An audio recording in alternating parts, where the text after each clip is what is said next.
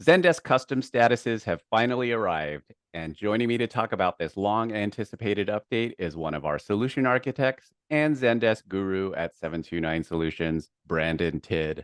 Thanks for joining me, Brandon. Happy to be here, James. So let's start things off with what are custom statuses? Yeah, so if you let's take it a step back further and even talk about what a Zendesk ticket status is. So when a Zendesk ticket comes in, it comes in at a status of new because it's a new ticket, nobody's worked it. Once somebody picks up that request, be it a phone call or an email or a messaging request, they start working on that ticket. That ticket moves to a status of open. So this is really the ticket life cycle, as it were, through its life as a ticket inside of Zendesk, the customer journey of conversational support within the Zendesk ticketing system. And so historically, we've had six statuses: new, open, pending, on hold, solved, and closed. And those were immutable. No matter what instance of Zendesk you had, no matter where you lived in the world, no matter what your workflow was, you were stuck with those six statuses. And from an architectural standpoint, we could always get around it with like custom fields and triggers and different wizardry to help achieve some more complex workflows beyond what those six statuses would allow for. But we were always kind of working against the system opposed to working with the system out of the box. Quick question for you, and I think I know the answer. Why wasn't the functionality for adding custom statuses implemented from the beginning? Yeah, so I think when Zendesk started, you're going back 15 years now. They were really pioneers in the customer service space. Before Zendesk, customer service software wasn't really thought about as beautifully intuitive or simple or easy to use or navigationally fluid for the agent. All of the customer experience side was focused on making sure that the end user or the customer had a good experience. Not a lot of focus was put in on making sure that the person who's handling that customer request was also having a good experience. And so when Zendesk was founded, they wanted to keep it simple.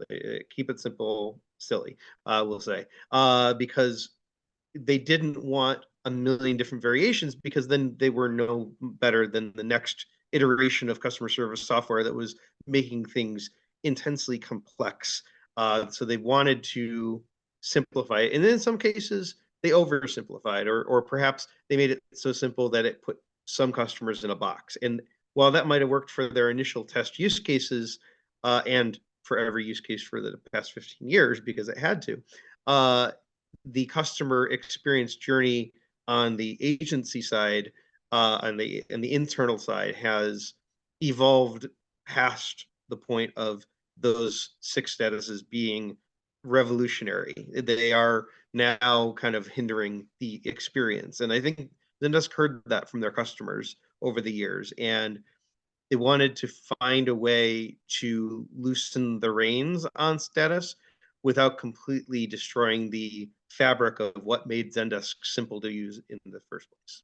Okay, so we're talking about, I think, Zendesk agents, Zendesk admins as well. Is that fair to say? Yeah, so when we talk about the people who are using Zendesk internally to respond to customer requests, whether it be the agents on the keyboards or the admins constructing it on the back end, our focus is, when we're configuring Zendesk for a customer, we're primarily focused on what the back end experience looks like, back of house or inside of the kitchen, so to speak, when we're talking about how we configure Zendesk to make it more efficient. What kind of pain points do custom statuses resolve? Yeah, so anybody who has a more nuanced or more complex workflow than just request comes in, agent resolves. So the historic statuses are new. I talked about as a new request is kind of fairly obvious. Open being somebody who's working on that ticket. Really, the only two active statuses or status I that were available were pending, which is pending a response from the end user, or on hold. This now both the end user and the agent are waiting on a third entity, be it a vendor, be it a manager, another department.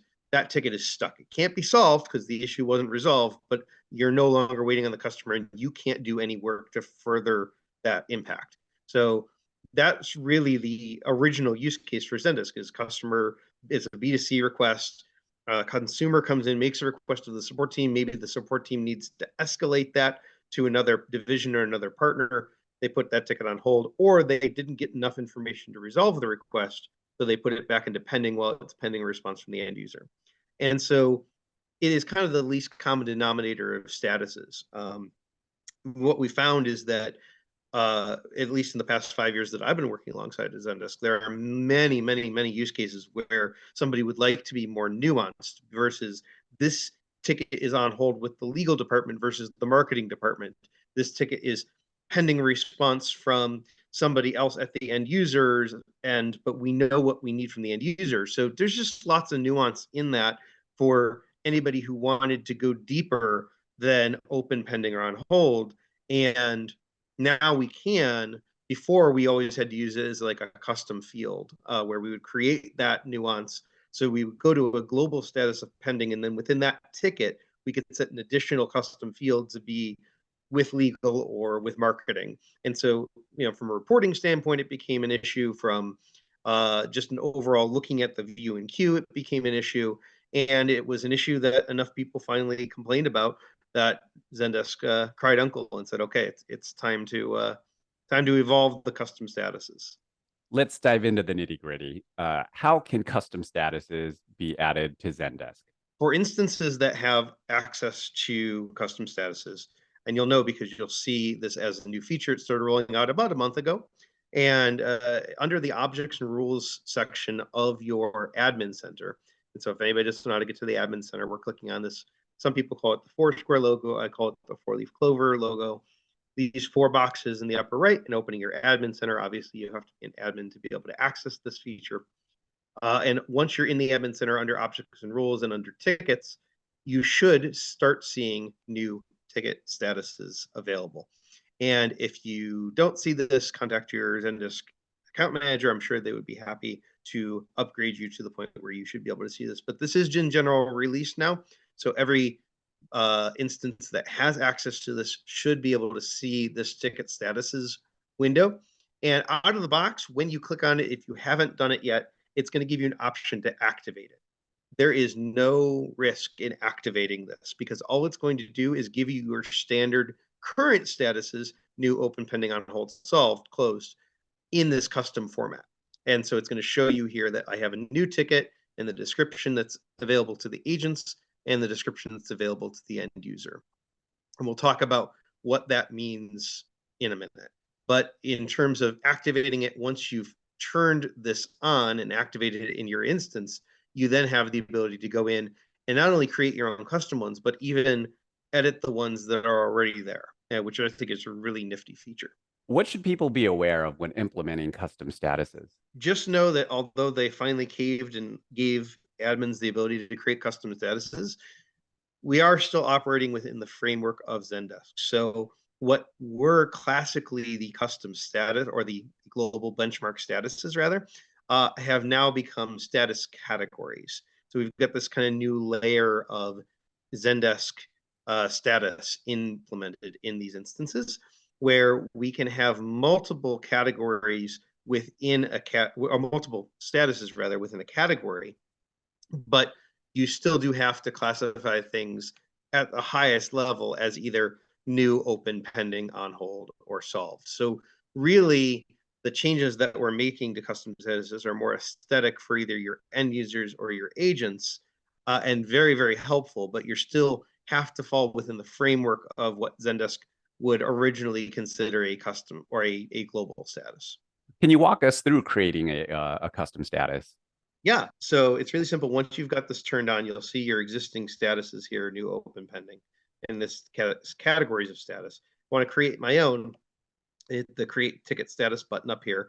And I'm going to choose that category. So it's still going to be open, pending, on hold, or solved. And this, to me, the solved is really neat because it gives you the ability to differentiate between maybe when things were solved or maybe when they were, and I like to say this, solved with gratitude, because everybody that's ever used Zendesk has the problem of thanks, where it reopens the ticket when somebody says thanks.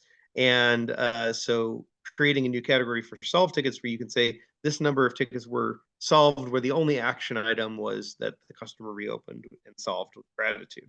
So when you look at your like one touch numbers, you can maybe compute solve plus solved with gratitude to get to your final answer. But regardless, when you select your ticket category, you can give the name for the agent view and also the description for the agent view. So this is what the tooltip that is when you hover over the statuses, this is a little bit more direction that you can give to the agent that's working on the inside of the ticket. And then you can show the end users a different name, a different status, or a different description, so that if it is in a certain part of your process, you want to visualize that differently to the end user, you now have the ability to do that, which I think is really, really cool. And then you can set it as active. So if you have seasonal statuses that are only relevant at a certain time of the year, you can activate and deactivate these custom statuses as you go. But once you've created one of these statuses, it's going to show up here. So we created the one waiting on legal. It's on hold. So on hold traditionally means we're waiting on that third party. The end user doesn't have any more information to share. The agent can't do anything with that ticket, so it's not open anymore. So now it's waiting on legal. And very creatively, we put in here, use this status when waiting on legal, just in case nobody understood what the waiting on legal aspect meant. But we don't necessarily want the customer to know when they're looking in the portal that this is stuck waiting on legal. So we mask that with the end user's view of we're almost there. And so when we select this option, we can come into our ticket here and we can choose from these different options. So now we can say, instead of just on hold, we can literally say that this is waiting on legal. So once we've set this to waiting on legal, now in addition to the back of house being waiting on legal, we want to let the customer know in their guide portal that we're almost there. So you can see that that status has changed here on the public facing or the end user facing side of things, that it's now showing we're almost there instead of just showing open. So I think about this like the pizza tracker that you're familiar with, where you can actually, as a user, see exactly what stage it's in. And this gives you a lot more granular control over waiting on. And you can see here my tooltip that's even hovering over as it's saying just waiting on final approval. So you can get a lot more granular with these statuses, which, to the folks that have the more complex workflows that we've introduced this to, I'll admit I was a skeptic when I first heard that they were loosening the reins on this. I was like, oh man, everything was so simple and so orderly. This is going to be like chaos. But the way they've implemented it, it's very well orchestrated, very well thought out.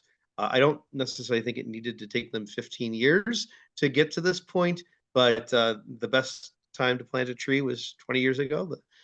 The second best time is today, right? So it's very exciting for us, and it frees up a lot of our flexibility. And when we're orchestrating we can think about Zendesk architecting and Zendesk workflows differently now because we have this tool that's available globally to everybody that's using Zendesk. What's really nice about that too, especially in this example, is that the end user or the customer, I guess in this case, is seeing progress. They're not just seeing a static, status for their ticket. They're actually seeing progress being made, and I think that's going to go a long way for some of the complex workflows that you guys encounter. Yeah, and I would say that the really nice thing, because of the way they have implemented trigger categories or custom status categories, is it doesn't break your existing workflows. It doesn't break your triggers. Even if you deactivate something later, it will go back. Like let's say we didn't have a need for this particular category anymore, and we just went in and deactivated it. Any tickets that held that status previously would just default back to their previous ticket category. So any of these tickets would just go back to being on hold generically because they didn't have a home anymore from a custom status perspective. So you really can turn this on, turn this off. There's some things in Zendesk you have to be really careful when you're playing with them in a production environment. Custom status is one of those things that you can really get your feet wet and and move with confidence, because you're really only enhancing the experience with not much risk to what the experience is currently. Well, thanks as always, Brandon, for joining me and talking a little bit about Zendesk.